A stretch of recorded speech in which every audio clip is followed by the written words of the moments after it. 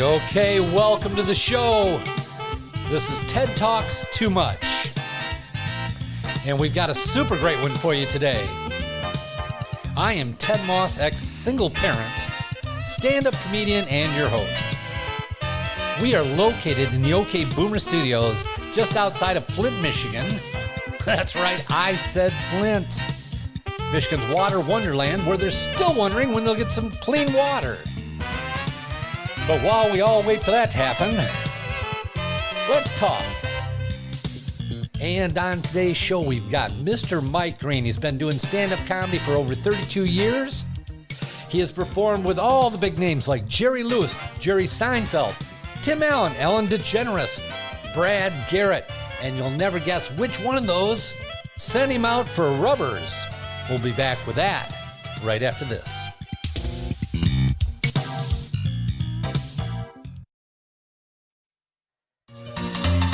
Howdy. This is Surreptitious Sam here to share some secrets that only senior citizens would know. Today's topic, Medicare. Turns out as you mature, while your body's gonna fall apart, you're gonna be like a 56 Chevy somewhere in a salt bath. If it's not rusting out, it just might be falling off, your eyes stop seeing, your teeth will decay, and everyone you know will be on some damn drugs. Don't you worry. You've got Medicare. But it turns out Medicare doesn't have eye care, dental, or prescription medication coverage. What a coinky-dink. A friend of mine told me it also doesn't cover hearing aids, to which I replied, What? So this is Surreptitious Sam, just sharing the senior citizen secret of the day, but remember, shh, it's a secret.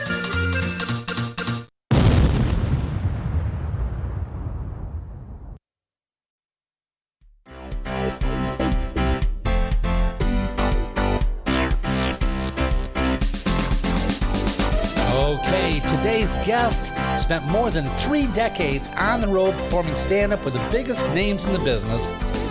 He can tell you whatever you want to know about the creative side or the business side of comedy, and he is recognized as being one of the best comics to ever come out of Detroit. He's now managing a new club in Waterford called One Night Stands. Let's give OK Boomer Studio welcome to my friend, Mike Green.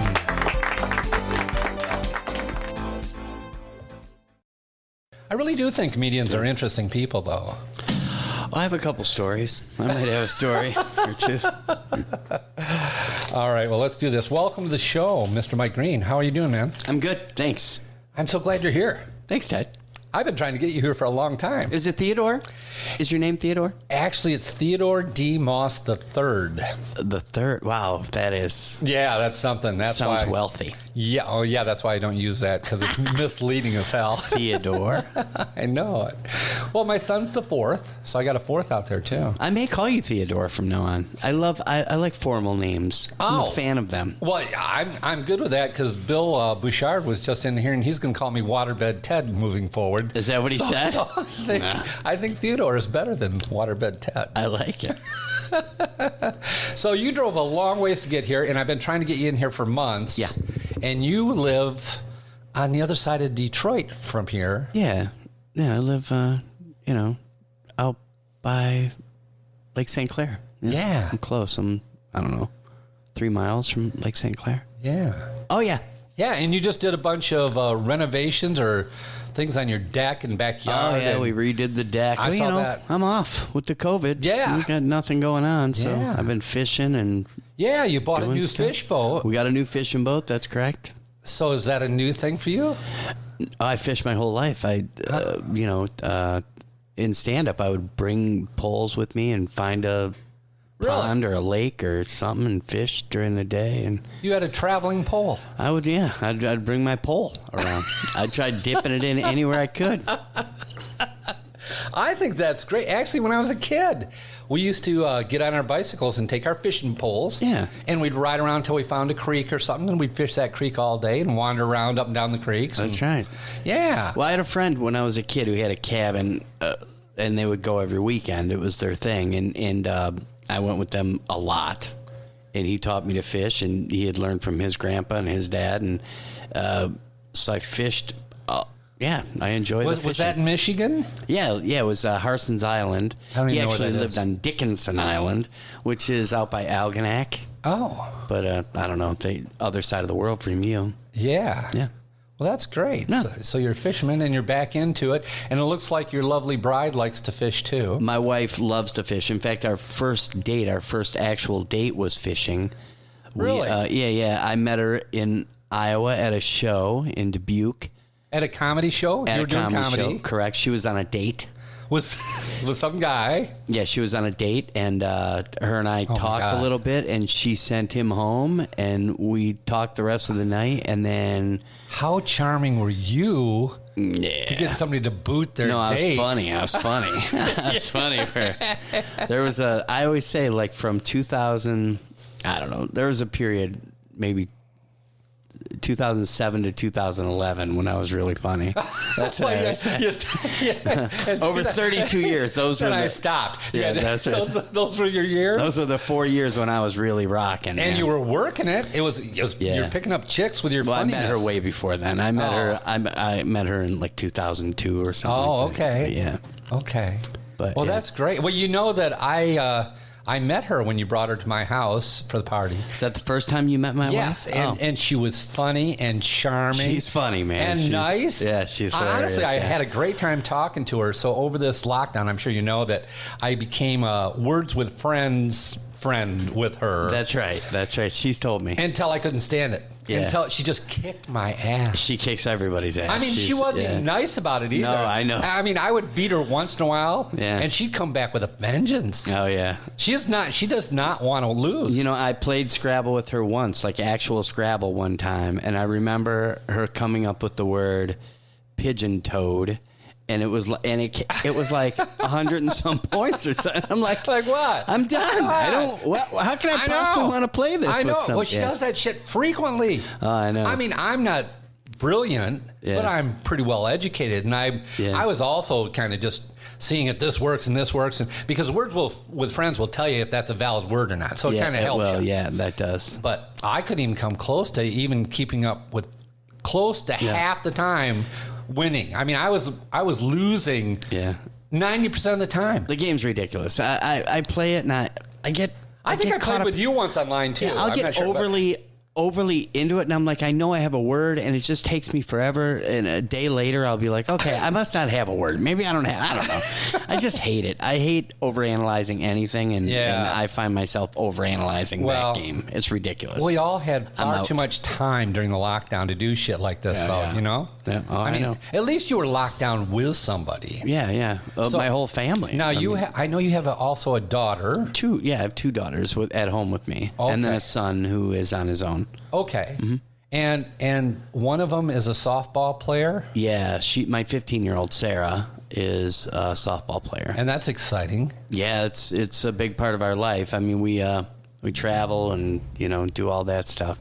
So I actually 2 years ago, the coach left and they hung me with coaching. Well, oh really? I didn't know that. I can't do that anymore. It's just too much for me, and I don't. Well, she's playing pretty high level I don't too. enjoy it. That's She not is. just fun ball. That's competitive softball. Yeah, like they play the blue chip tournaments and all the college exposure tournaments and all God. that stuff. So yeah, they play a pretty high level of softball, and I genuinely don't want to be involved with it. I just don't. Well, can you be like the assistant coach or something? I don't want to. I am one of the assistants now, but I You'd just rather be a spectator. Yeah, for sure. I'd much rather just sit there with the other parents and complain about the coaches. I would much rather. Well, how far does she tour? Does she tour out of state? Right now, the furthest they've gone is like Nashville, but yeah, that's a good haul. Yeah, Ohio twice this year, and At 15 years old. Yeah, 15, and they're I'm trying to think, Grand Rapids, this year, and they travel. They play because of COVID. Our schedule's much tamer than it's been in the past, but right, yeah. When my daughter was playing golf in college, they went to the national championships. 3 out of the 4 years she was there. But one year they had, and I forget what they called, but it What was school did she play? I'm sorry. Grand Valley. Okay. Very, very competitive golf team? Well, they are one of the most competitive sports D2 teams in the nation. Oh, okay. So across all sports, the Notre Dame coach coached there for their football before he went to Notre Dame, and they have a huge. Are they Indiana? Program. I'm sorry. Where is it? It's Grand Valley is in Grand Rapids. Oh, I thought you said Red Valley. No, Grand Valley. Oh, it's I know like, where Grand Valley yeah, it's like is. 26,000 students. Sure, I know the school. It's a good school, good sports school. Yeah. But in any case, they had one of these big celebrations where all the teams were having their national championships together at one location, and it happened to be Denver, which is weird for golf because it's a mile high, which means everything's going to fly further and all your distances are off. So it's a weird place to do it. But the girls' softball team made it also to nationals. Mm-hmm. So the girls' golf team went and rooted for the girls' softball team. Oh, that's fun. Which is cool. Yeah. And we didn't know the cheers, but the parents were all there. You know, it's a national, so Sure. we're learning the cheers and screaming. And it, to me, it was weird because it was the opposite. Because I think when we used to heckle the batters by yelling things. Sure. And they encouraged the batters by yelling things. Yeah. So it was the opposite of what I thought it was going to be. Yeah, you can't be negative anymore. Like we used to do a thing when we were kids where we'd say to the pitcher, we'd say, put him in the book, which meant strike him out. Yeah, you know? right. But now I do. Yeah, he's got nothing. You got nothing. You can't hit. Swing and miss. Oh, swing batter. What do you do? You know, we used to do that. I do say it. Yeah. I do say it occasionally, and the parents will look at me like, "Don't say that. Like you can't be. dick. You have to be encouraging. You have to be like, come on, you gotta, give me a big hit. You know, that kind of stuff. Yeah. Now, Yeah. you're not allowed to say negatives. Yeah, only positives. Well, I tell you what, if she plays in college, you'll find out these college girls the softball girls are big, strong athletes. Oh, I mean, they all are. And Yeah. she's little. Yeah, I don't know is if she? you've met my daughter. She's No. tiny. And and she really, I don't know. She's out of her league. Is she? she really she's working plays out hard of her at it, league, though. but yeah, she works hard at it, and we'll see. I mean, and ultimately, I don't really care if she plays or not. Yeah. As long as she's having fun. I've told her that repeatedly because I want her to understand she's not doing it for me. She's doing it for herself. A lot of her friends are quitting this year. Yeah. Because they're all 16. They're getting their licenses. Yeah. They all got boyfriends. They're all Yeah. quitting. She's not. She's Yeah. like, I enjoy it, and I want This to is keep what I'm doing doing. it. So, Yeah, well, you never know. You never know. knows? I think the funny thing was, though, when we were at those national championships, when the softball team came out to watch golf. Yeah. Because the etiquette is totally different. oh, it's totally different. Yeah, and our girls are golfing, and out marches a softball team, and these girls are big and burly and loud girls. Sure. Onto the golf course, but they're trying to be polite. Sure. So they're It's funny. standing like behind the 18th green. I like we got the 18th green there and the 9th green, and one of our players is if she makes a putt, she's going to win the individual national championship. She's on one green, and the other girl on the other green that's coming up on our team is also playing for the match, trying to win the team championship. So we have all these things going on at once. But we as golf parents all understand the strategy of who's at what, and everybody's being quiet and stuff. And these girls are lined up in a semicircle behind the green.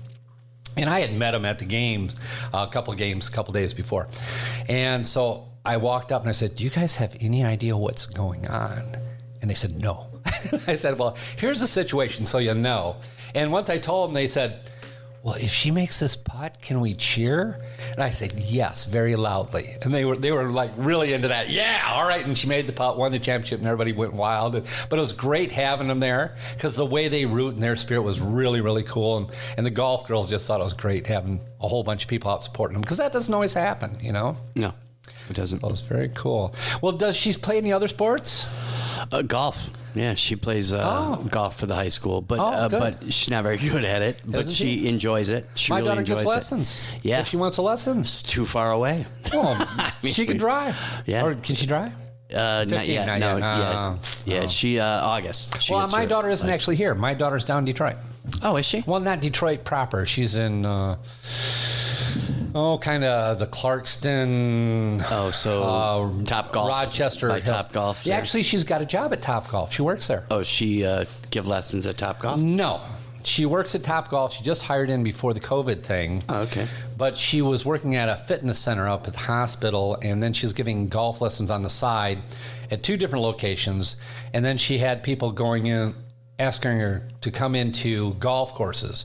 And she'll come to your course and give you a lesson at your course. Good. And she just stopped by the other day, and now Topgolf shut down. And I said, "Are you busy?" She goes, "Dad, I've got 20 clients that I'm giving a lesson to every week." Good. So That's yeah, awesome. well, she's hustling. Yeah, that's good. And you know what?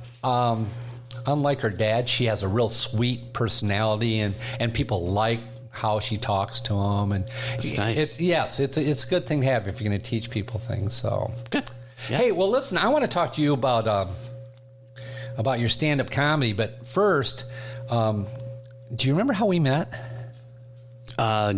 No, tell me.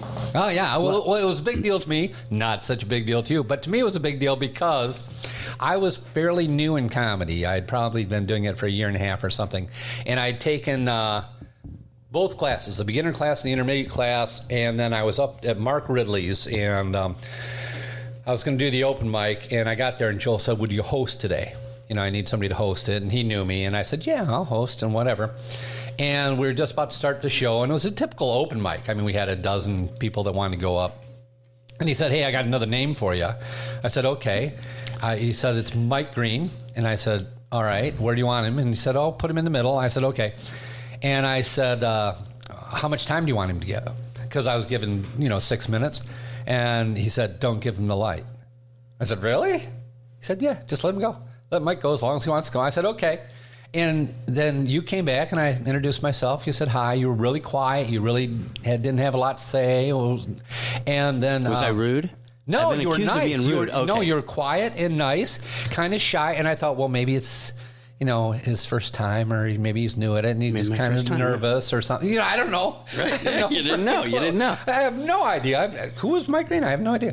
And you went out and just killed. You just destroyed. And I thought, what the fuck? Who is this guy? And it was like you had the audience in the palm of your hand. And you just worked in the audience, and I was just flabbergasted. And so after the show, I'm going, "Who the hell is this Mike Green guy?" And then people started telling me about you. But that was our first encounter, and I did not expect you to be as funny as you. Well, I expect you to be an open micer. Sure, yeah. Turned out you were not. No. I wonder. I must have been working on a new bit or something. I'm sure. This was probably about 5 years ago. I kind of felt like you had been away for a while or something. No, I'm sure I was probably just working on a new bit. Yeah? I mean, if I did open mics, it was usually because I was trying to flesh something out. Yeah. Yeah. Well, how did you start in comedy, and how long ago was that? That's got to be decades, right? Yeah. Let's see. I started October of 1986. Oh, my God. And it was... My first show was when I was 14. There was a teen club. There was a teen club at my church, and we had a talent show every year. And the guy who ran it said, "You're funny." He said, "Do you want to MC? Do you want to host the talent show?" And At the church. And you could host it and MC and tell some jokes in between. And I go, "Sure, that sounds great." So Yeah. I did. And the guy's name was Jerry Diebold. That was the guy's name. Right. He ran the teen club. Right. One of the parents. And he wrote a book later on and talked about me in the book. Oh. Yeah, it was neat. Well, that's pretty cool. But, so that was my first time doing stand-up. And how did that go? I mean, did you have set jokes, or were you just being funny? I did have jokes, but that's when I found out, it doesn't take you long to figure out what you think is 20 minutes worth of jokes is really 3 minutes worth of jokes. That's when you realize. I got 3 minutes worth of funny and a lot of conversation. I thought I had 20 minutes, and I found out I had 3. So at the end of it, I remember this Jerry guy going, "Here, take this toilet paper roll out there and just be like, hey, the show's really on a roll," like that kind of stuff. Yeah, so he had a little corny. Yeah, so I was doing like at the end, the last act's really wiping up the rear. I still have the toilet paper in my hand, So, but he was helping me get through it because I had run out of material. So that was the first time I got on stage, and then. I started every year. If you won the class clown, you got to MC the talent show at school. Oh. So At high school. What high school and where was that? Fraser High School. I went to Fraser High School. Okay. And then I would say I hosted 3 talent shows there. But then my senior year, I was not voted class clown. Oh, somebody was funnier than you? Pat Cronin, this guy Pat Cronin, Who who the was a hell's Pat jock. Cronin? That's what I thought. Well, I was very. Where is he today? That's what I want to know. Listen, this turns out to be quite a story. So let me tell you the whole entire story. Okay. So a few years after high school, I ran into Pat Cronin. I ran into him, and he said, right? He said, yeah, I see you're doing stand-up.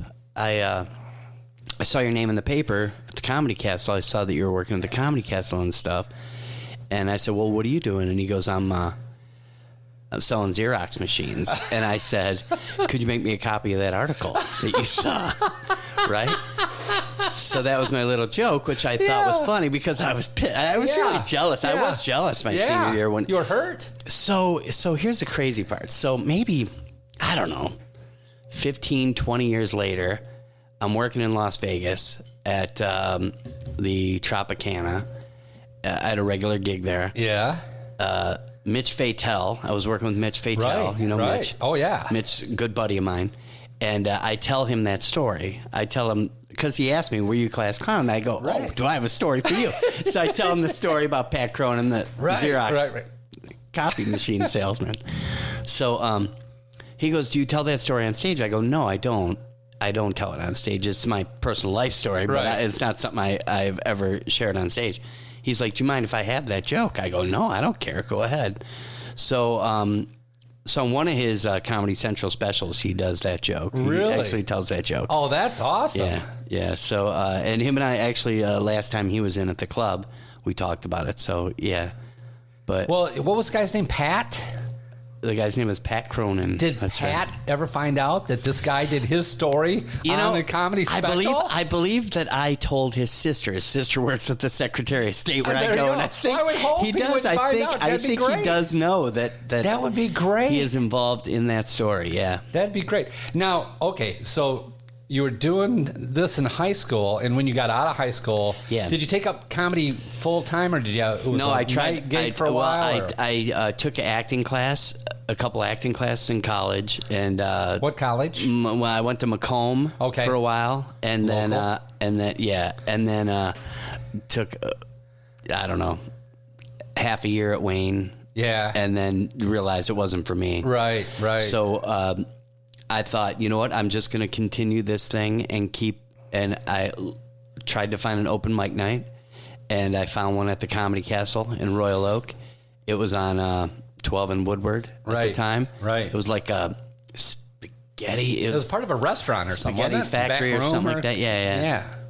And my first time walking into a comedy club was my first time getting on stage. I went there, and I remember Geechee Guy was on the show. Yeah. I remember Geech was one of the acts. And Was he local? yeah, sure. He's from Rochester. Oh, yeah. I didn't know that. Yeah.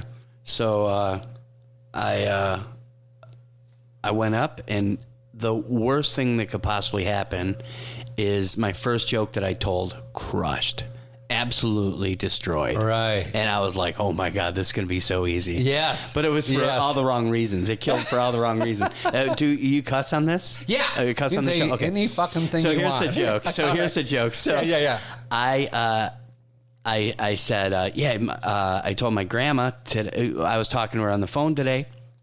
She said, oh, Michael, you're so funny. You should be a comedian or something like that. And I said, I'm gonna, Grandma.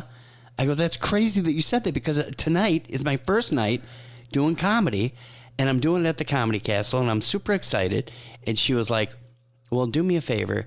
Don't be a dirty comedian like Buddy Hackett or somebody who insults people like Don Rickles. You promised me that? And I said, you bet your wrinkly tits, bitch. That was the joke, which is so stupid.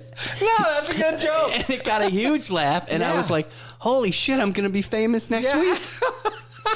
And then nothing after that was funny. The next 9 minutes was brutal, and I took it in the ass. But the first joke got a huge laugh, and Oh my God. And then I was hooked. You know.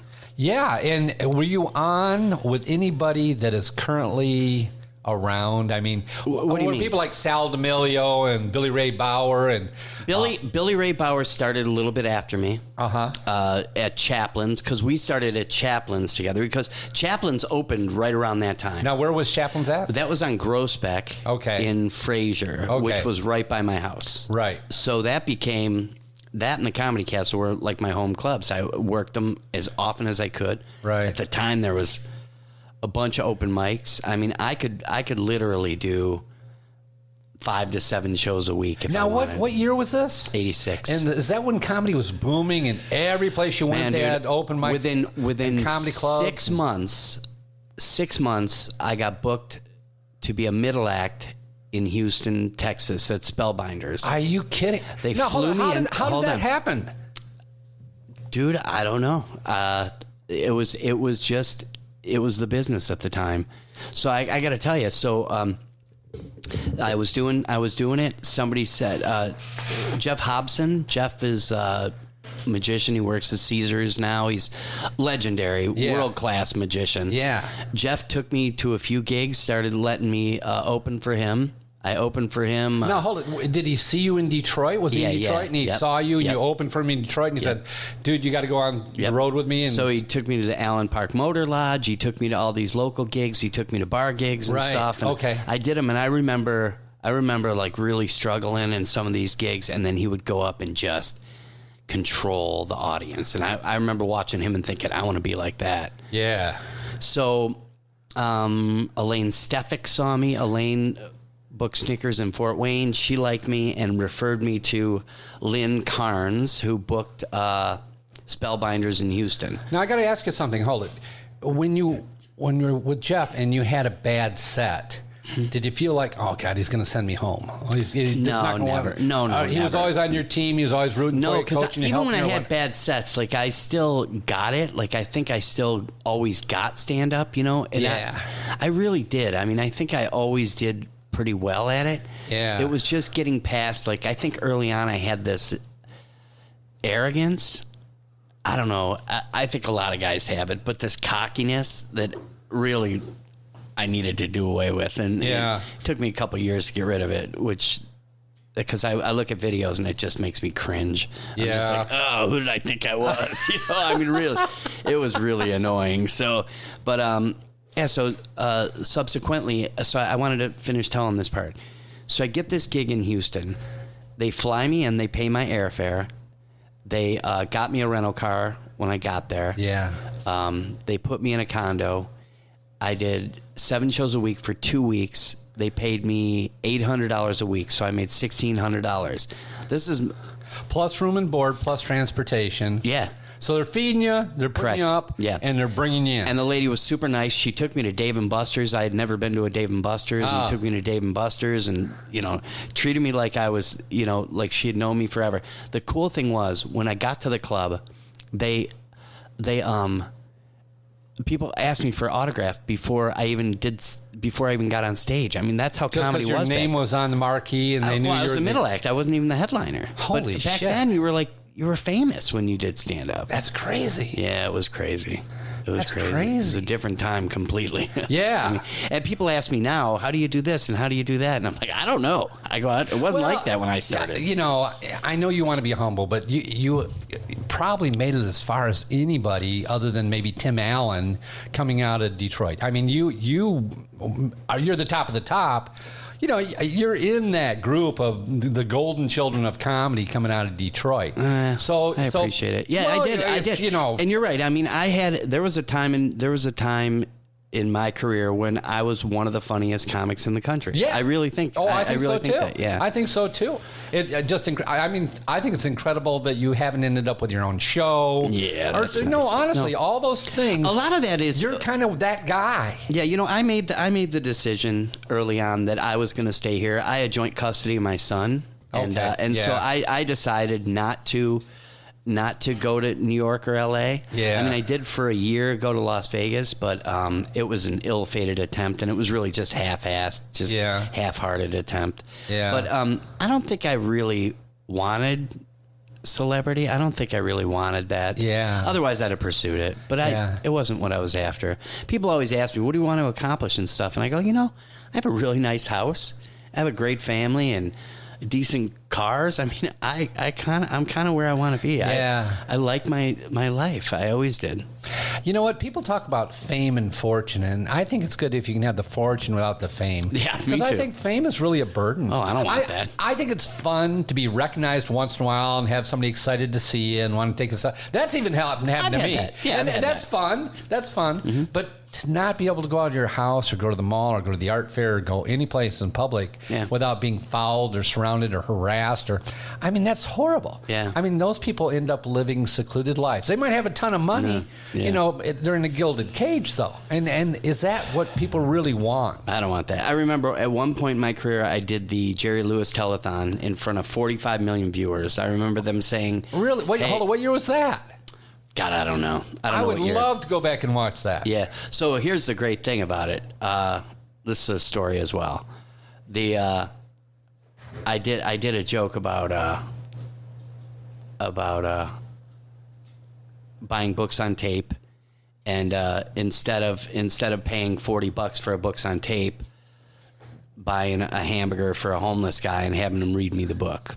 I don't know if you know that joke. So essentially, I pay a homeless guy a hamburger to read me the book. I like the concept, though. Yeah. Right. So I had to submit all my jokes in advance to them. And before I go on, the producer comes up to me and says, "Hey, look, it's up to you, but you stutter in the joke, and some of the people with the affliction stutter."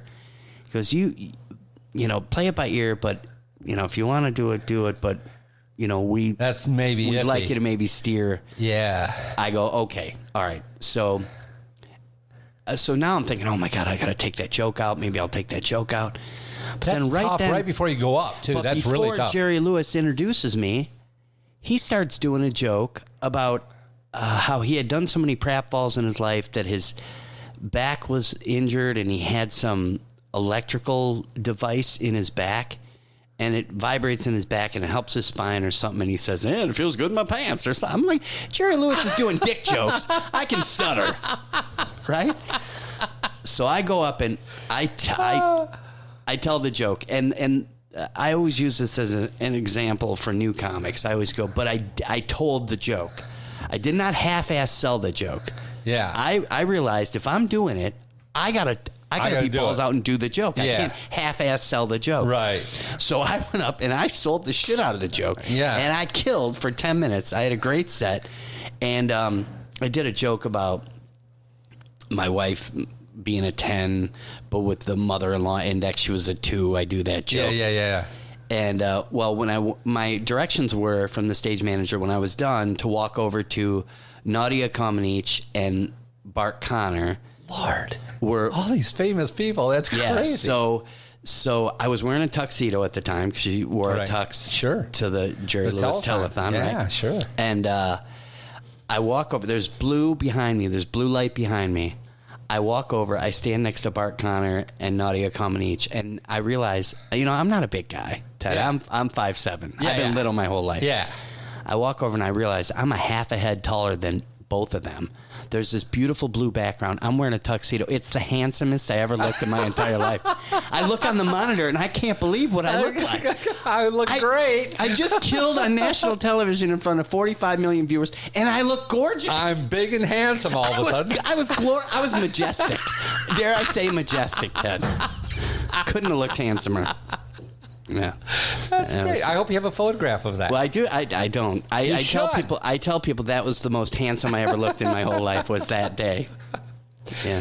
I think it's interesting that you have, you've kind of bumped elbows with the rich and famous people in your career. Yeah. And most people don't get a chance to do that. I mean, every young upcoming comic, whether he's young or not, is trying to get to that level where they can actually get on stage and be in the presence of other people that are professional performers. And you've had that opportunity. Dude, I can't even... Ellen DeGeneres, Chelsea Handler, Jerry Seinfeld, Tim Allen, what the hell, Dave Coulier, Brad Garrett, Robert Wool. I can't even like. I can't even. Just everybody. I mean, at the time, I was in the heart of it. I was. Yeah, and as a general group of people, were they all arrogant assholes, or were they nice people? No. The only ones I really had Ellen DeGeneres. I have a story that pretty. I've told it 100 times, but 1989, I was working in Ann Arbor at the Ann Arbor Comedy Showcase, and I was emceeing. She had just done her HBO special. And the one where she talked to God on about the phone. Yeah. And that's the one that made her famous. Yeah. And so I introduced her, and I inadvertently called her a chick. I said, "This next chick's super funny. You're gonna love her. You just saw her on HBO, ladies and gentlemen. Please welcome, Ellen DeGeneres." Yeah. Well, like an hour later, when she's done, the first thing she did was come up to me after her set. And she was like, "Did you call me a chick?" And I'm like, "I guess. Maybe. Yeah, I suppose so." It's 1989. I call everybody chick. And she goes, "Yeah, nobody calls me a chick." So she went over to Kirkland Teeple, was the owner at the time of the Ann Arbor Comedy Showcase. And he came over and he goes, "Mike, I got to let you go. She doesn't want you on the show anymore." Oh, my God. And well, couldn't she just say, "Don't do that," or something? I don't know. Maybe there's more to it. I was pretty dirty at the time. And the more I think about it... Was it because she was gay and that was offensive to somebody who's gay? No, I have no idea. No, I don't think so. Was she even out then? No, she wasn't. And I've overanalyzed it since, obviously. But what I finally figured, I think, is that I was pretty blue at the time, and she was not.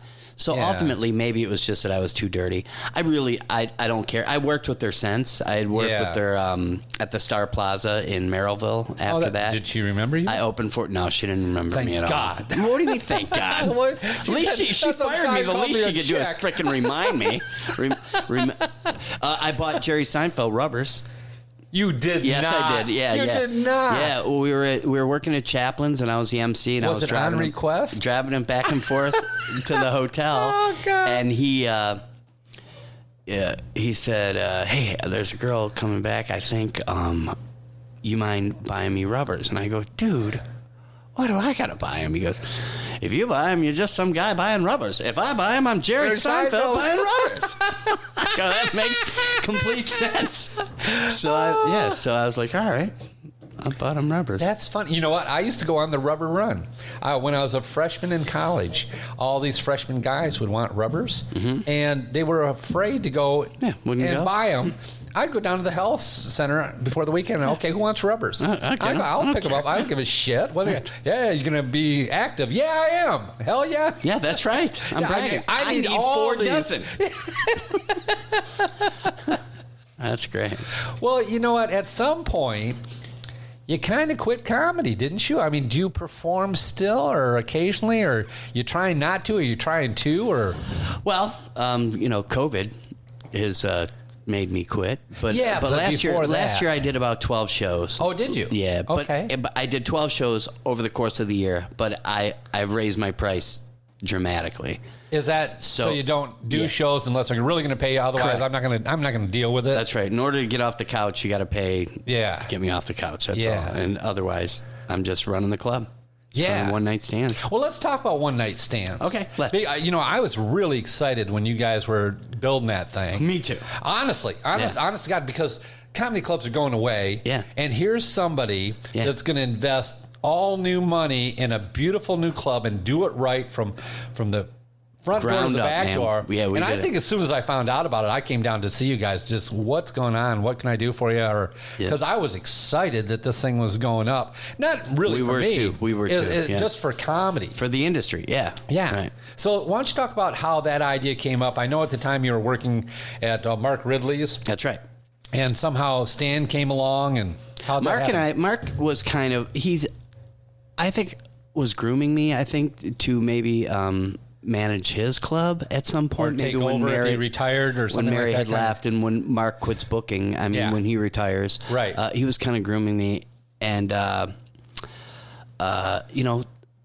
I was trying to get off the road. I had been on the road for 32 years on the road in hotels. Like, you know, there's guys who say I work on the road and stuff like that. I mean, I literally for 32 years lived in hotel rooms doing stand-up comedy. That sounds terrible. It was terrible.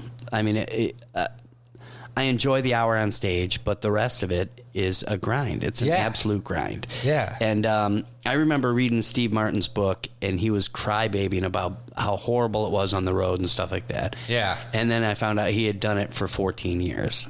Yeah. I was like, holy shit. Yeah. I'm 2.5 times that. Yeah. And, you know, still not crybabying about it. But I did get to the point where I just... enough. Man, it would make just getting in the car. I mean, my stomach hurt, and just, you know, getting on a plane. Just, I just hated it. Was that back in the days when your agent would book you in show after show after show, and you just drive from this town to this town? Sure. Yeah. And you'd try and get them in a nice little pattern. No, they would put them together. They'd call it routing, and they'd route shows for you. I mean, they would route. Funny Business used to route me, you know, like around. Like they would give you. You do 7 gigs. Like if you leave on Monday, you go to, you know, say Merrillville, Indiana, and then Tuesday you'd go up to Fort Wayne, Indiana, or something. You know, I don't think that happens anymore, does it? I don't think they have enough gigs to do it. I know. Doesn't God, what's his name in Ohio? How come Steve Sabo? Doesn't Steve try to put some stuff together like that? I don't know. Everybody I've talked to about Funny Business seems to say that they still book and they still have a lot of good comics, but they book you for a weekend or something. They send you out, and it's an out and back kind of thing. It's not an out on the road for the next. Well, month back then we would do like a Monday through Saturday. You make twice as much money on Friday and Saturday nights, but you know the one nighters I think would pay like $250. Yeah. And then Sunday through Thursday now is all open mics or competitions or classes or something. I don't know anywhere that's really having pro shows during that part of the week. If you want pro shows, it's always Friday, Saturday, maybe Thursday, Friday, Saturday. Yeah, we do Thursday, Friday, Saturday at the club. Yeah. Yeah, but before that, I mean, I don't know any place that's open. And back then, I mean, it was most clubs were Tuesday through Saturday. Some would do 3 on Saturday. Some would do a Sunday show. I mean. That's crazy. That's why I've done 9,000 shows in my life. Literally over 9,000. I have done over 9,000 shows. Oh, that's crazy, man. But that's how, because back then, even like I would do Vegas, Atlantic City, and Laughlin, Nevada. Those 3 weeks in a row. I had the same agent who books me for all of them. It was 14 shows, 10 shows, and 10 shows. So I would do 34 shows in 3 weeks. Now, how much material do you have to do that many shows? Now, I know you're repeating the material, but do you need like 3 45-minute sets? Is that what it comes down to? No, or something the like that? Vegas shows were only a half hour. Even the headliner only does a half hour. Oh, wow. Because the show itself is an hour long. So, I can do a half an hour by mistake, and I think you know that. Yeah, I've seen you. You could do but they would bring in all headliners. But even the headliner would MC. So a headliner would do 10 minutes, then another headliner would do 20 minutes, and then I would do like a half hour. So it was the most you do. So you end up doing an hour total, and that was the show. Would you stay and then you'd be the middle next week or anything like that? Or if you're a headliner, you always headline? No, I started out as a middle. The way I got the gig was Mark Ridley had me open for Maria Bamford at the Comedy Castle. Right. Had me middle for her. And I was having pretty good sets. And they didn't buy her at the Comedy Castle. I remember she was hugely successful in Ann Arbor, but whatever it was, Maria didn't buy her into characters. They just weren't buying it for some reason at the Comedy Castle, so it didn't go great. The Castle is different. It's a weird room. Different. It is. People, it's a great room, but you have to know how to work it. It's a unique room. Yeah, I've struggled at the Castle. Oh, if you don't, Flint, Michigan, I always kill. I mean, there are places that I do really well automatically, and sometimes it's out in the boondocks with old confused people. I know. That might be my audience, and maybe they're too smart, or maybe I'm Castle's too tricky. old, and the stage is kind of high. You're kind of looking down at people. There's a whole lot of things going on that I always found challenging. It's not that It's I a haven't. bumblebee. I always say the Comedy Castle is a bumblebee because you know how a bumblebee isn't supposed to fly, Yeah. but it does. Yeah. The Comedy Castle stage a little high. The ceilings are 40 feet. I Yeah. mean, it's gigantic. It's not, it's not, but it flies. Yeah. Somehow it works. It's, it does work. for Kathleen Madigan, for a big comic, listen, somebody that I've can had- command a room like that, maybe you and Kathleen and I've big, had some of the best shows of my life in Yeah, that room. but for us beginner people, Yeah. it's a tough room. It is, and yeah. it's also a weird. I don't want to say uppity, but it's kind of a what we used to call No, it's an yuppies. educated audience. It's- They know stand up. Yeah. At the Comedy Castle, they know what funny is. Yeah. So when you go there, you better bring it because they've seen everybody and everything. Yeah. So you can't fool them. They're not like Yeah. Waterford. Our crowd is still in that we're a small town. Yeah, right.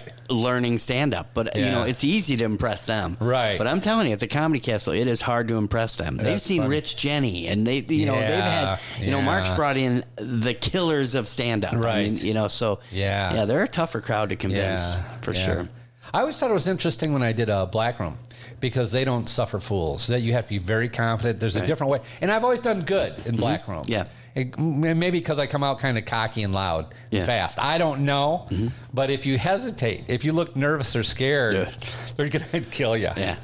We would do black colleges when I was on a tour. I did a tour with Really? Kevin Like McPeak and- Morehouse and Brown or whatever. We did. I remember what was it called? Lincoln University in Pennsylvania. Okay. Was all black school. Okay. And they were tough on us. They were really, really tough on us. We were three white guys, and they were like, "Where are the black acts? How come there's no black acts?" I mean, they wanted to know why there was no black acts. Yeah, and these are all young, smart kids too. Yes. It's not a senior audience or anything. Yeah. No, it wasn't at all. And I remember they were tough on us. And man, I don't even know this climate. I don't even know if I should tell this story, but I will.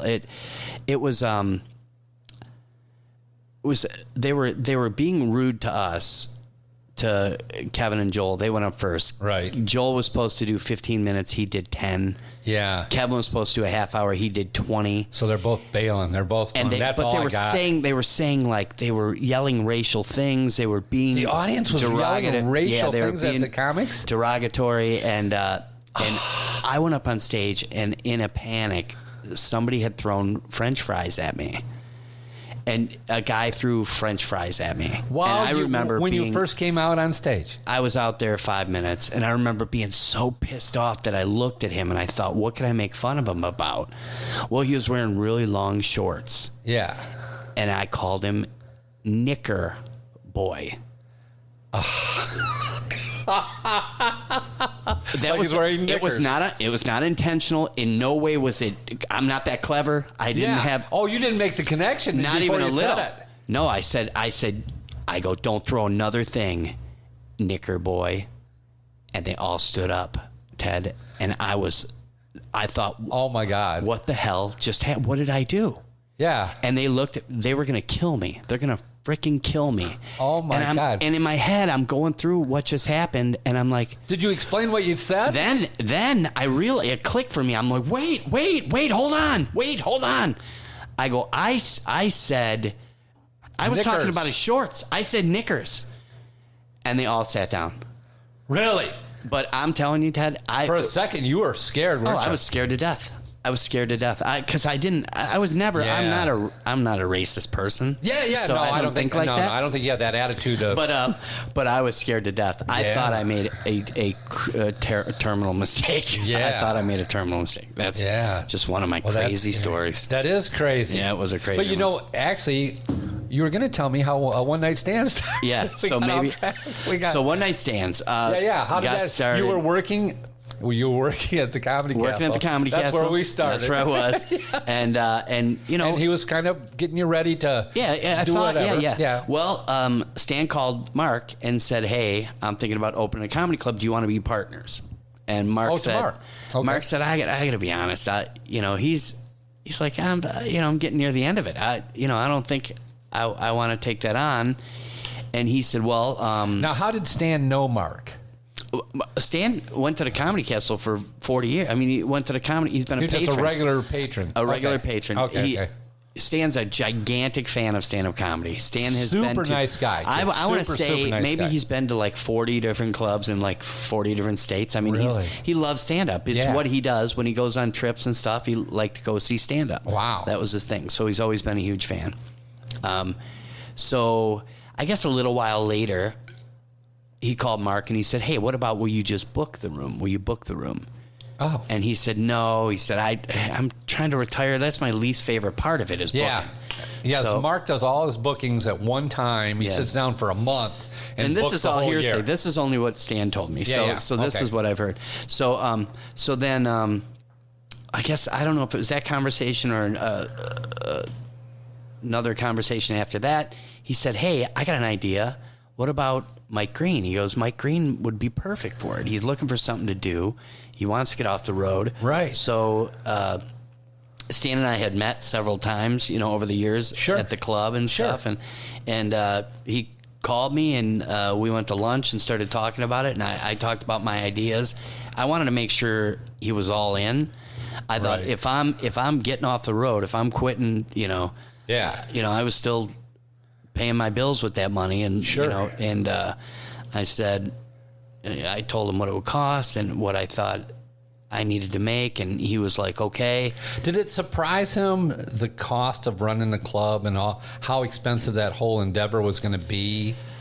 Or was he comfortable enough where he's like, okay, it sounds like a lot, but we can do this? No, he's comfortable enough, and this is his. It's a dream of his. This is not. He's not half-assed. And that's, that's what I wanted to make sure. Yeah. I was afraid. I didn't want to get into some situation where a bowling alley was trying to do stand-up comedy. Right. I told him, I said, if we do this, we have to do it. I want to do it all out. I want to be a comedy club. And I want to know that you're all in. Yeah. And he was like, I am all in. He said, we're doing this. So, and so he brought me out to the club a few times, and he was like, what do you think? And I go, oh, he was building the sound room in the wrong area. And I'm like, I didn't like, I was like, this isn't right. And we should change this. Now, what was the building? That was a renovated building, right? You didn't build it from scratch. That was something else previously? It was an Eagles Hall, American Eagles. Oh. Well, it wasn't that big, though. Eagles Legion. It couldn't have been that big. He had to add on to that thing, right? No, it was that really? big. Yeah, the upstairs and stuff, it was all. Oh, wow. Did I say Eagles? Yeah, Eagles. Yeah, how many square feet is that place? Do you know? 14,000. Yeah, that's a big place. Yeah, it's a big place. Yeah.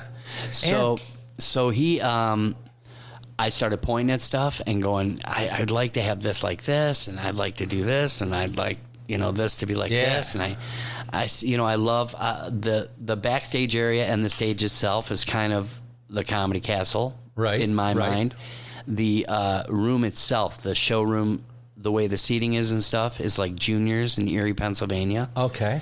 The lounge in back is like Hilarities in Cleveland, which is very cool. Yeah, it's very cool. And then we also put in a little small stand-up room in back. That's a great idea. Doubles as a banquet room. But that's so much better than trying to do open mics in your big area. Yeah. Because you got a confined space and it's more comfortable. It's going to be a better room. Yeah, it's perfect. It's a intimate little room. And yeah. It's like I think the Comedy Store and they all have the little like the belly room at the Comedy Store. Yeah. I saw Bill Burr in the belly room when I was out there. That makes sense. Yeah, just trying out some shit. That happens. I'm like, what? This is really weird. Yeah. Yeah, but that's kind of where. So you got to help him with the design. You got in early enough where you got to move things around. Yes. And he knew your background. Right. And so he knew you had expertise because you'd seen literally hundreds and hundreds of clubs, thousands of clubs probably. Yeah. And you knew what would work and what configurations are best. Right. And I tried to take some of my favorite qualities of my favorite clubs and put them into this room. Right. Yeah, I did. Yeah. Right. Now, I wish you would have contacted me about the lighting. I know. Well, you didn't know. I had 30 years in commercial lighting and lighting design. And to be honest, lighting and when we got to that point, Ted, we were, over budget. Yeah. To say the least. Well, I got to tell you that everybody waits till it's too late. I know. Everybody gets the wiring in and stuff like, dude, if you would have done this just a little bit different up front, wouldn't cost Well, have you more. seen our lights now? We did fix them. Yeah, they got better. I remember they got better. Yeah, they're way better. Yeah, we bought some expensive lights and we have. I know. I felt like I was breaking bad news to you. I'm like, oh, I got to tell you that this isn't going to work. And I wasn't there. It is a visual thing. I was doing a show and I was on the road, but I guess Mark Sweetman was there, and something got switched on the lighting board, and it was changing color every time it heard a sound. And so people were laughing so hard at Mark Sweetman, and he said, if you guys could just keep clapping until it turns white and then stop. It really, I wasn't there that night, but I guess it was pretty rough. So yeah, there's a lot of ways to do lighting wrong, I'll tell you. And because I was in commercial lighting design for 30 years, everywhere I went, I looked at the lighting. It didn't matter if I was out shopping or on vacation, at some resort. I'm always looking at the lighting and there's a lot more done poor than good. And even if you're halfway good, you're better than most. Right. And it's just hard to get people to think about it right up front.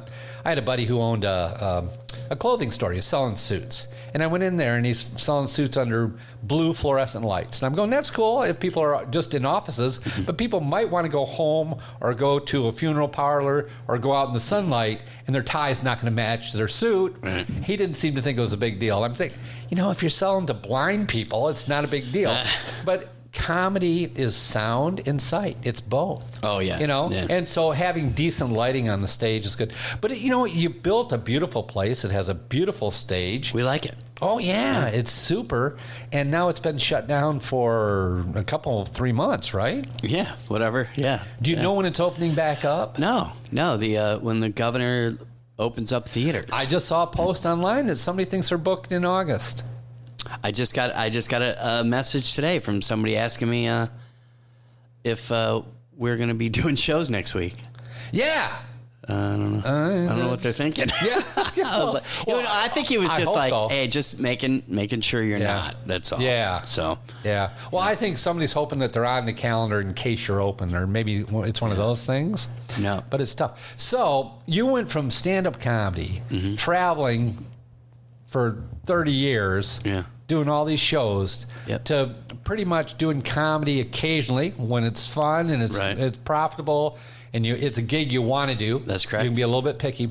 And managing a club. Really, you're the managing partner out of you and Stan. What's Stan's last name? I should know this. Stan Moore. You're kind of the managing partner of that thing where you understand the comics and booking the comics and how the shows could go and that kind of thing. Is it a hard transition? Do you like managing the club? Is it tougher than you thought now that you're on the other side of the envelope? Mark Ridley, who is my mentor, my big brother, one of my best friends in the business, for years. Mark had the ability to watch an open mic night or stand-up comedy show like it was his first time seeing comedy every time. It's the greatest gift. He could stand in the back of a room, and I remember watching him at an open mic night just cackle at comedy. He loves comedy. Yeah. I don't have that. Yeah. I don't have that. Yeah. I don't love You're jilted. stand up. You've been around too long. Yeah, really? And so I do watch it. I do make myself watch it. I try not to be too judgmental. It's hard not to be because you've got a lot of people coming through there that have what I'm into, nowhere near the skills that you had or the skills of the people you worked with. Yeah, but that's not fair to say. But I'm just saying, when I watch it, I try to be open-minded because I realize what I find funny is it's not as vast as it used to be. Yeah. What I find funny is really just a few things. Yeah. but I have to be open-minded, and I have to realize, hey, the audience really enjoys this. Right. Or they enjoy this. Or you know, I have to be much more open-minded than I am. Right. So I have to train myself to be. That's good that you're self-aware, that you understand that, though. Yeah. You know, Bill Bouchard was just in here recently, and the thing I've noticed at Bill's show is that he will actually engage the audience so much where he's laughing at the audience. He actually still gets tickled at things that people are saying. I know he does. He's got this like juvenile sense of humor. I did that too. Where things are just. I pretended like I liked the audience. I'm a pro at pretending. Yeah, you're great. That's hilarious. I couldn't tell what I was really thinking. Well, I think with Bill, it's true. He loves teaching that beginner class, and I think he's the right guy to do that. Oh, he's to great. deal with all those new people and all that. The patience and I know all that semi-funny stuff, and I tried to get him to say, you know, maybe some of the people weren't that funny. He's like, no, everybody's kind of funny in their own way. I thought, God bless you. Yeah. But when I took the advanced class from Joel, I remember asking him. I said, okay, now we're going to really start pulling back the curtain like in The Wizard of Oz, and I'm going to see how the levers are operated. Yeah. Is comedy going to be as funny? And he said, yeah, probably not. Yeah. No. Yeah, once you see what the workings are, you're going to start watching comedy and see, oh, I see what he's doing and how he's doing it. Yeah. And it takes, you know, some of the magic is gone. Yep. Yeah. And I'm telling you, Mark Ridley doesn't have that. That's great. He doesn't. That's great. It is. It's a gift. You know, I don't know if I've ever told him that, but I just remember thinking, this guy, he loves comedy, loves it. Stan Moore loves comedy. Yeah. Loves it. Yeah. Can watch it. He can watch it ad nauseum. He can watch it bad, good, whatever, loves it. Just loves having somebody up there try to entertain him and gets a thrill out of it. Yep, loves it. I think that's wonderful. Yeah. It's an important quality. Yeah, I agree. Yeah. Did I ever tell you how I met Mark Ridley? No. I was taking a class there. I showed up early, and I was on stage in Ridley's. Nobody's in the place, just me. Mm-hmm. And I just wandered in. The door's open, and I've got a class, you know, in 10, 15 minutes coming up or whatever. And he walks in, and I'm standing on the mic just, I don't know if I'm talking into it or I'm just screwing around. And he said, who are you? I said, why? Who are you? Oh, Jesus. And he said, I'm Mark Ridley. And I said, well, I'm the guy that would have been a lot more polite had he known that. Said, very nice to meet you. Wonderful place you have here. Thanks for letting me be in here right now. And I have a reason to be here. Right. Yeah, so I'm not impressed with Ted right up front. But That's interesting. Just making friends everywhere I go. Now, other than stand-up comedy on the weekends, you run an open mic. I know you're talking about open mic in the back room. We've done open mics. We've done comedy contests. We've had comedians who produce their own shows. We've done a lot of those. I saw comics produce their own shows. Men dressed up as women doing, was it bingo? I don't know. It's doing something weird. Yeah, we have Drag Queen Game Night. We have Drag Queen Game Night, which is a with riot. Kara. Oh, my gosh. That thing is jammed every time we sell it. Isn't that crazy? Yeah, it sells out every time. I don't even get that. That's an odd thing. It's hilarious. It's funny. Well, it's not. It is funny. It couldn't be dirtier. That's the funny thing. Yeah. I was astounded at how dirty it was. And I was walking through the green room one time, and I said to one of the drag queens, I said, is it cold back here? And he said, no, it's good. It'll shrivel my penis, and I won't have to tape it back. And I was like, that's perfect. the kind of humor you get. That's the kind of humor they bring to the stage at They don't look like he's, though. I tell you, once they get all dressed up. Yeah, no. Because I actually talked to him. I was at one of the shows, and I was backstage talking to him. And they look like she's. Yeah. Like big she's. Yeah, yeah. But like she's. Yeah, yeah. And they act like she's. Yeah. I don't know why that's popular. It's funny. I don't. Yeah, but I would never think to go to that. I mean, if I didn't do comedy, that's what I didn't get. Yeah, but it's funny because like he'll hit on our door guy and stuff, and it's just to me, it's hilarious.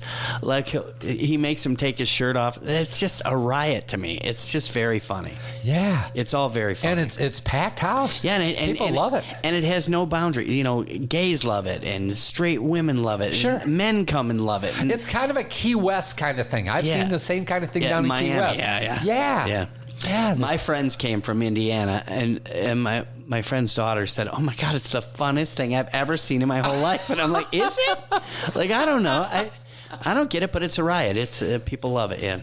So you do all kinds of things down at the club. All that kind of stuff. Okay. Yep. Now I want to ask you about comedy in general. Okay. I know I want to get you out of here, but I do first want to know what you think about the internet and its impact on comedy, not just stand-up comedy, but on comedy and how we're being delivered our entertainment nowadays. Because it seems to me that there's two different ways that people get entertainment.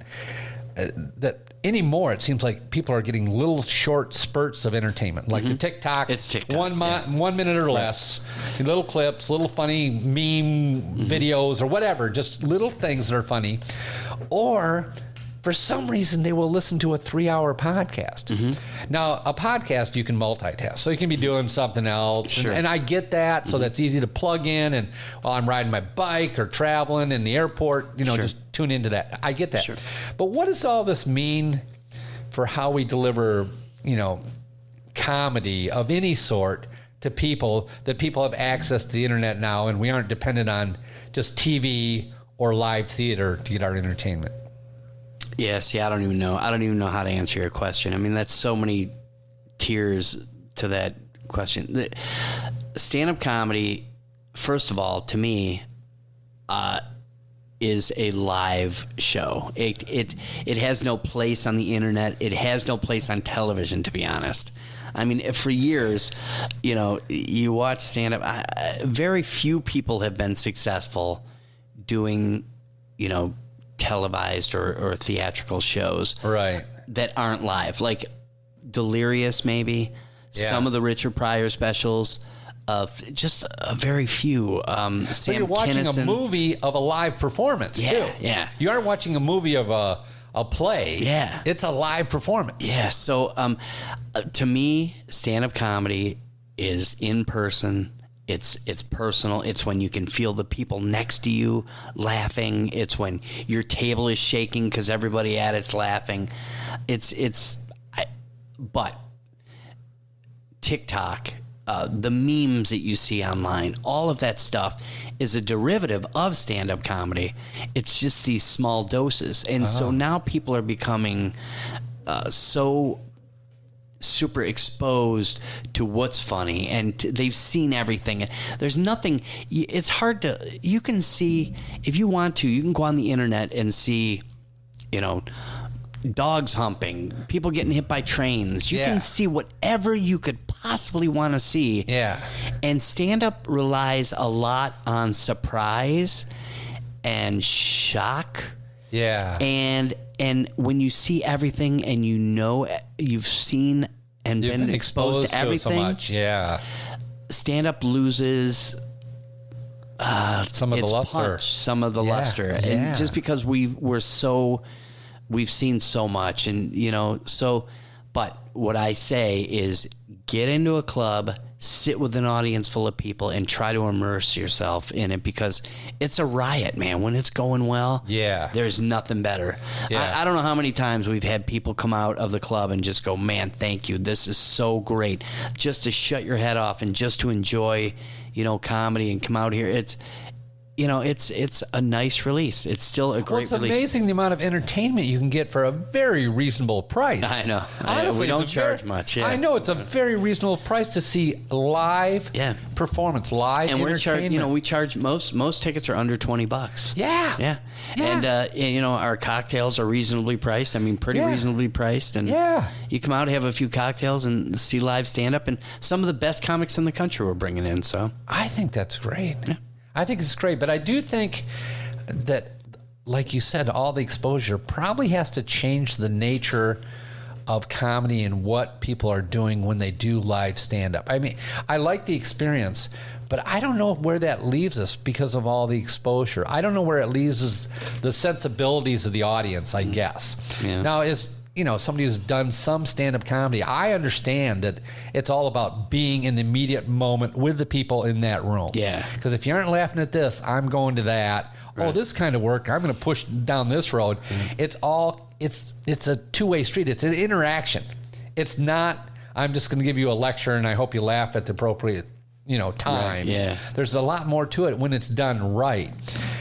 But I don't know that the audience's part isn't changing because of all their exposure and what they're going through. Yeah. So it's a very strange thing. And I think it's always been awkward for the audience too, because I think my first feeling about stand-up comedy was it's kind of like when I was in high school and I always had something funny to say. It was my nature, and the teacher said something and I would tag the teacher. Yep. And everybody'd laugh. Mm-hmm. And it was a nice teacher, he'd laugh too, and he'd like, oh, that's Ted, yeah. And he might even tag back or something, you know what I mean? So it's that kind of thing. So when I first went to a comedy show, I wanted to chirp up and add my 2 cents and say something funny, not realizing I'm heckling. I'm yelling at a live performance. Right. I'm watching Romeo and Juliet going, he's not dead or whatever, right. I can't be doing that. I'm wrecking the performance. Well, that's what a psychologist once told me, that in most instances, if there's a heckler in the audience, those are the people that wish they were doing stand-up. Those are the same people that go on to do stand-up comedy. Oh. That in most instances. That's interesting. Yeah. Yeah. Whether it's true or not, I don't know. I was telling Bill that I remember watching Dave Landau, who's an excellent comic locally in Detroit, at the Holly Hotel, and somebody brought a cricket sound-making device and thought that would be clever. Great, yeah. Yeah, he hammered him. Yeah, wrong guy. I always told people that. I go, you can go ahead. You can either sit there and enjoy the show, or I will make you my show. I go, you get to pick.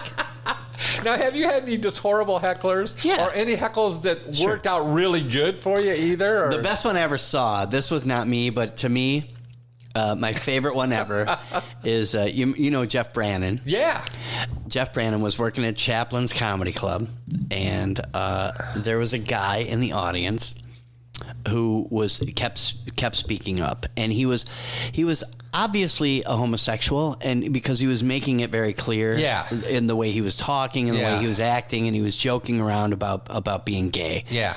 Well, Jeff finally stopped the show and said, okay, look, it's obvious that you want to be part of the show. So, and Jeff's been around for years and years. So he said, where do you work? And the guy goes, I work at Siemens. Oh, God. And the crowd busts out laughing, cracking up. So he got over on Jeff, and Jeff goes, at least you don't have to pack a lunch. And then, that was the best one I ever saw in my whole life. To me, my favorite one ever, and this is a pretty in-depth story, so buckle up. Okay. But essentially, I was on stage. Behind the audience was a large hang-down projector screen that was showing television. Okay. Where was this at? This was behind the audience. No. What club? What city? Do you remember? No idea. Just on the road someplace. Just, on the road. Okay. So this huge projector is showing television behind the audience. So the only one who can see it is me. Yeah. So I'm on stage and I'm communicating. I'm telling my jokes and blah, blah, blah. And there's this commercial, a tampon commercial on the screen. And it shows like the cross section of a woman but it's inserting the tampon showing. Oh, no. Like this cross section of a woman. And I go, what the shit? So I pointed out to the audience. I go, you guys turn around, look. And they look, and as they look, it clicks off the cross section, and it goes to a Dinty Moore stew commercial. And I'm like, that's what. So I go, so you guys sit here, you're watching me, I'm watching freaking tampons and stew commercials, right? Well, half hour later, there's a woman who's heckling, and she's drunk, really drunk. She gets up and goes to the bathroom. The bathroom is, if I'm on stage, it's stage left. Okay. It's directly next to where I'm standing on stage. Right.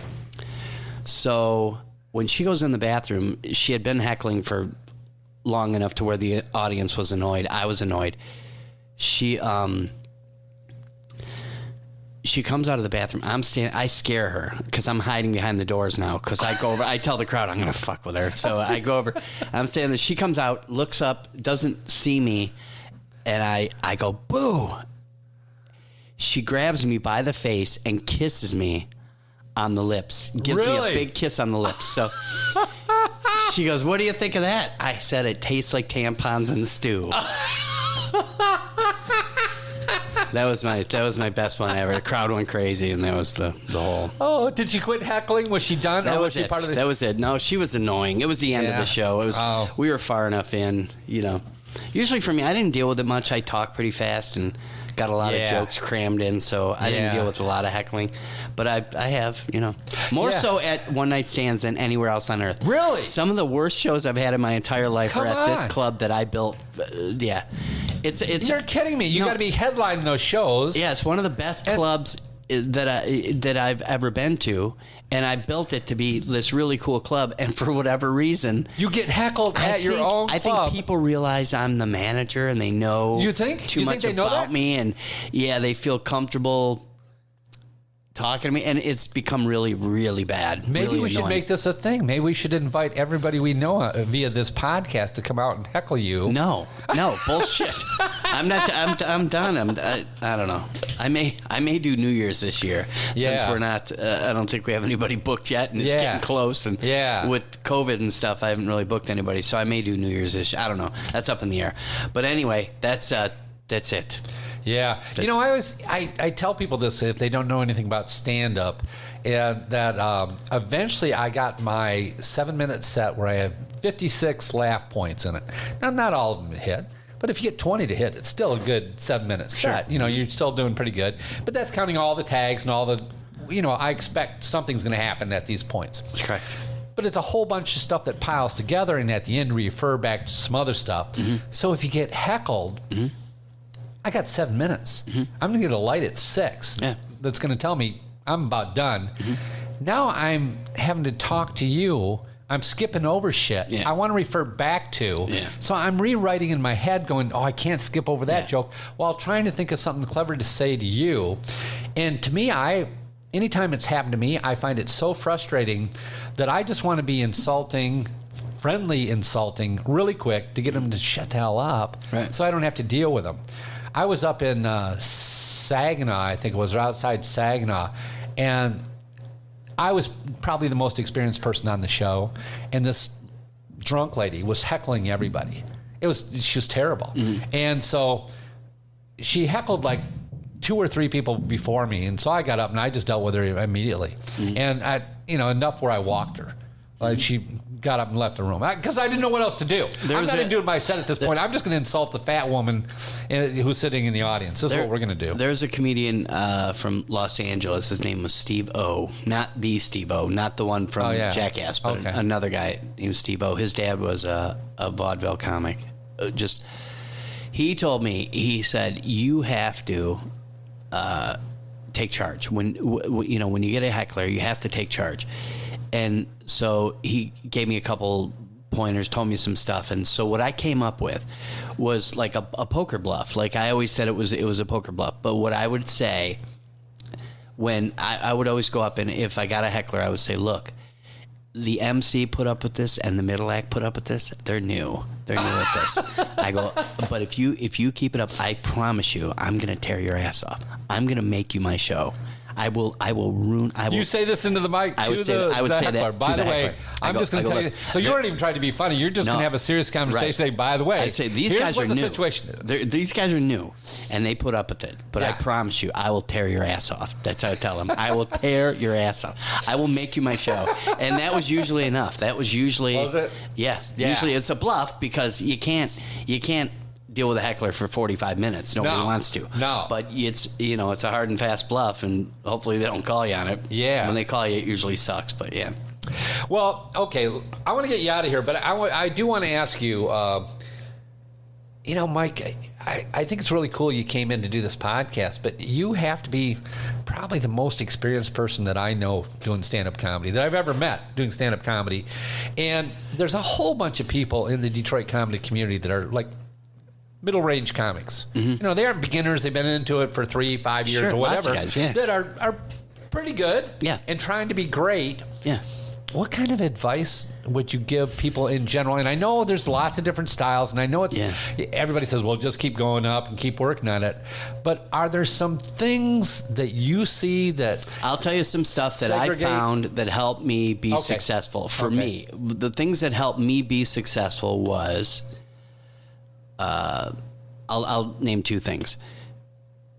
Know your value. You have to know your own value. You have to understand that we are a commodity. So if somebody calls you and tells you, I have a gig in Minnesota and it pays $150, no hotel room, you have to say, that is not a gig for me. Yeah. You have to say, that is a gig for somebody else. I don't know who, but not me. I'm worth more than that. Right. You could tell. What I would say in that instance is I'd say, look, if you have $1,000 in a hotel room, I'll do that gig. Yeah. Otherwise, I can't do that gig. Yeah. You have to get somebody else. Yeah. Not enough comics are not willing to negotiate price. Even those mid-range Even comics. As a booker, now I know the last thing we talk about is money.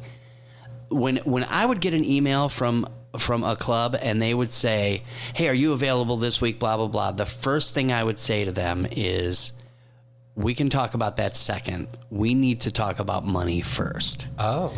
Because nobody does. Nobody does. People are afraid to ask for more money. You get a call and they say, hey, I got this gig. Oh, but trust me, I'm going to have more gigs for you in the future. Well, you know what? You can give those to somebody else too. I need to make the money now or I'm not coming. Right. That's my first piece of advice. Okay. My second piece of advice is I'm not opposed to dirty comedy, not at all. I don't have a problem with it at all. But you have to have two acts. You have to have the clean act that you can do at corporate shows, fundraisers, stuff like that, because that's where the money is. That's where you make your dough. That's how you can stay in business, is if you can perform at those. So, I have a club act. My act, I can do two different ways. I can do it G-rated. I did it on Mackinac Island and Disney, in front of in front of children. Yeah. But I've done the exact same act, in front of Fortune 500 companies. Just by changing phrases or words, or because if you are using innuendos instead of direct. It's not hard. It's you may lose some laughs doing it. Yeah. But what I find is when you work clean, the audiences appreciate the fact that you're working clean. In most instances, they know you're supposed to work clean. Right. So they're not surprised by it. And I always say, my act is twice as clean as 2.5 Men. 2.5 Men was a very dirty show. That's a dirty show. Yeah. My act is way cleaner than that, but it's the same thing. I'm still doing cleverly shrouded dick jokes. I'm just doing, Right.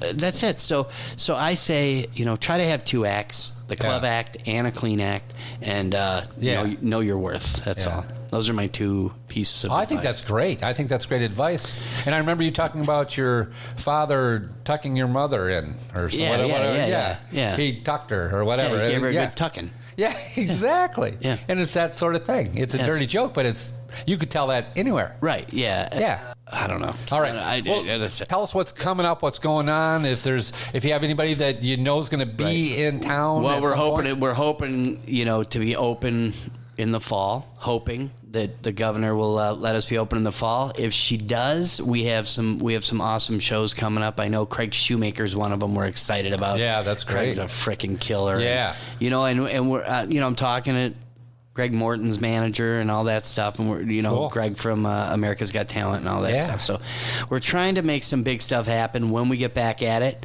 and I just want to get back to work because, Bill Bushart, we were doing something. Maybe he was on our weekly webcast at One Night Stands. But Bill said, imagine in one weekend, every person all your friends are suddenly unemployed. And that's essentially what happened. Right. I really want to get back to where the comics are coming in and working for us. And we can start paying them again and paying our employees again. And just get back to where we were, because we were really starting to fill the club and be busy consistently, and then this. So well, we all got to share it on our internet feeds and make sure everybody knows when this thing opens back up and who's going to be where. And we all got to support it and kind of mark the thing. I think that's what we got to do. Good. Hey, thanks for having me, dude. I really appreciate you coming in. I know it's a long drive, but thanks for being here, man. Thanks. It's cool. See you, bud. Okay, it looks like that's going to be our show for the day, and I want to give a special thanks to my guest, Mr. Mike Green. If you get a chance, get out to One Night Stands, check out his shows when they open back up. Also, you can always contact me by sending an email to tedtalkstoomuch@yahoo.com. Also, you can follow me on Instagram at tedtalkstoomuch, where you can see all the previews so you can decide which shows you want to listen to, and then the list of my shows you'll find at tedtalkstoomuch.com. So until next time, y'all be good to each other out there, and be kind to each other, and try to be happy. So until we talk again, I'm Ted Moss, and those are my thoughts. That Bob's your uncle.